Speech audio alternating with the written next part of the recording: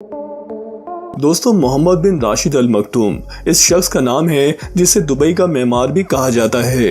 वो शख्स जिसने रेगिस्तान की रेत में एक अजीम और शान शहर तामीर कर दिया जो आज के दौर में दुनिया का सबसे बड़ा टूरिस्ट प्लेस बन चुका है। पूरी दुनिया से लोग टूरिज्म के लिए आते हैं। दुबई में बड़ी कंपनीज अपने इवेंट्स करती हैं और अपनी प्रोडक्ट्स लॉन्च करती हैं। दुबई का शुमार दुनिया के अमीर तरीन शहरों में किया जाता है। आज से कुछ साल पहले ये दुबई रेत के टीलों से घिरा हुआ एक बयाबान के अलावा कुछ न था, लेकिन फिर रेत के इन टीलों ने तरक्की की और दुबई कहलाने लगे, जहां दुनिया की बुलंद बिल्डिंग तामीर की गई हैं, जिनमें सरे फहरिस्त बुर्ज खलीफा आता है। वहीं इस रियासत में कहने को तो इस्लामी कानून नाफिज है, लेकिन ये रियासत बेहयाई का शिकार हो गई। आखिर वो बेहयाई कौन सी है और पूरी दुनिया से लोग भाग भाग कर दुबई ही क्यों जाना चाहते हैं? जिन लोगों ने अभी तक दुबई नहीं देखा, इन लोगों के लिए तो ये वीडियो बहुत ही इंटरेस्टिंग होने वाली है, और जिन्होंने दुबई देख लिया है वो भी लाजमी हमारी बातों से इत्तेफाक करेंगे। दोस्तों, वीडियो में आगे बढ़ने से कबल नए आने वाले दोस्तों से गुजारिश है कि चैनल को सब्सक्राइब करते हुए साथ दिए गए बेल आइकन को जरूर दबा दें। दोस्तों, दुबई को जदीद बुनियादों पर इस्तवार किया गया है।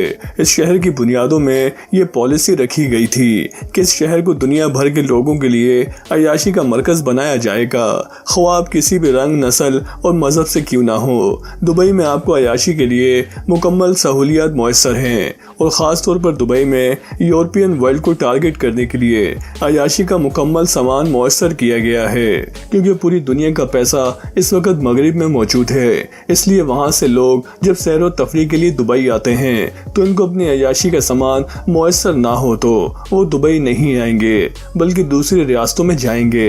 इस पॉलिसी को शेख मोहम्मद बिन राशिद अल मखदूम ने अपनाया और दुबई को बहुत ही कम वक्त में आसमान की बुलंदियों पर ले गए।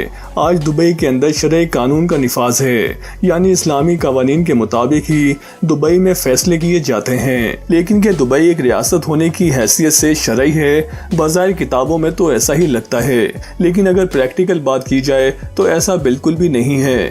यानी दुबई में आपको बरहना बीचेस भी मिल जाएंगे, और ऐसे बीचेस जिस तरह के बीच आपको यूरोप में भी मुयस्सर नहीं। लेकिन अगर बात की जाए अल्कोहल की, तो दुबई में शराब बाआसानी दस्तयाब है और लोग बाआसानी शराब खरीद कर पी सकते हैं। लेकिन इसमें एक कानून जो किसी हद तक बेहतर भी है, इसको नाफिज किया गया है। वो कानून इस तरह से है कि अगर आपकी उम्र 21 साल से कम है तो आप शराब को कानूनी तरीके से नहीं खरीद सकते। शराब के हुसूल के लिए आपकी उम्र 21 साल होनी चाहिए।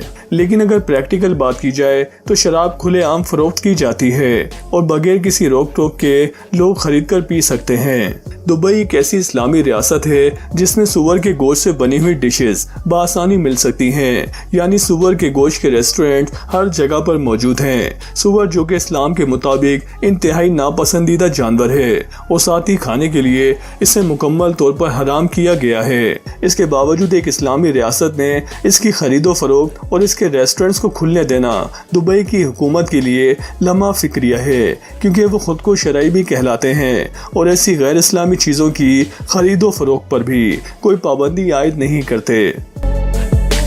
दोस्तों, आप दुबई के बारे में अपनी क्या राय रखते हैं हमें कमेंट सेक्शन में ज़रूर बताएं। वीडियो को लाइक और शेयर ज़रूर कर दें और हमारे चैनल को सब्सक्राइब कर लें।